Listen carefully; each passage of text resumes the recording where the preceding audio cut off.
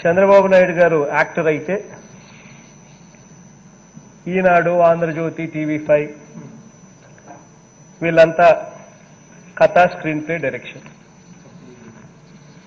ఇదే అధ్యక్ష ఆంధ్ర రాష్ట్రంలో మీడియా పరిస్థితి, దుస్థితి.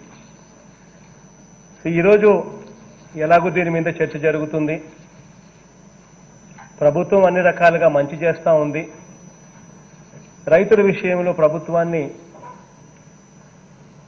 వేరే రకంగా చూపించడం కష్టమవుతుంది అని ఒక దుర్బుద్ధితో ఒక డ్రామా, ఈయనంతకీనే ఎందుకు రెచ్చిపోయాడో కూడా ఎవరికి తెలియదు. అసలు ఎవరో వాళ్ళ పార్టీకి సంబంధించిన వాళ్ళ పార్టీ మనిషే మాట్లాడుతూ ఉన్నాడు. రామానాయుడు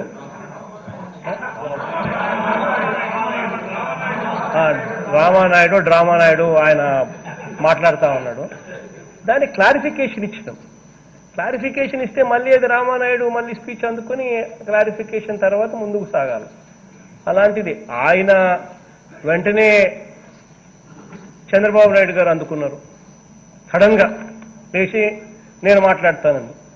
అసలు ఇంక టాపిక్ అనేది ఒక చర్చ జరుగుతూ ఉన్నప్పుడు ఒక పద్ధతి ప్రకారం పోతుంది. అంతేగాని టకాని ఎవరంటే వారు క్లారిఫికేషన్స్ ఇచ్చిన తర్వాత మళ్ళీ అందుకోవడం అనేది ఎప్పుడు జరగదు.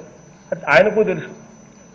తెలిసిన తర్వాత వెంటనే రెచ్చిపోవడం అసలు ఎప్పుడు ఆశ్చర్యకరం.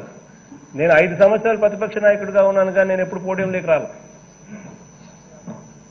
That is the decorum, that is the decency what anybody follows. కానీ 40 ఏళ్ళు ఇండస్ట్రీ అని అంటాడు. పోయి ఈయనే రావడము పోడియంలోకి, వచ్చిన వెంటనే అట్లా అందరినీ దొబ్బేసి కూర్చోవడము. ఆ తర్వాత పక్కన నుంచి ఈనాడు, ఆంధ్రజ్యోతి, టీవీ5 దాన్ని కరెక్ట్గా స్క్రీన్ ప్లే ప్రకారం దాన్ని ఎత్తుకోవడం. దాన్ని రేపొద్దున పేపర్లో రైతులకు ముఖ్యమంత్రి గారు ఏం చెప్పారు, రైతులకు దీనివల్ల ఏ రకంగా మంచి జరుగుతుంది అన్నది హెడ్డింగ్స్ ఉండవు. చంద్రబాబు నాయుడు అనే వ్యక్తి ఫ్లోర్ మీద కూర్చోవడం, మార్షల్స్ ఎత్తుకోవడం, ఇది హెడ్డింగ్. దీనికి సంబంధించిన డ్రామా, కథా స్క్రీన్ ప్లే డైరెక్షన్ ఈనాడు, ఆంధ్రజ్యోతి, టీవీ5.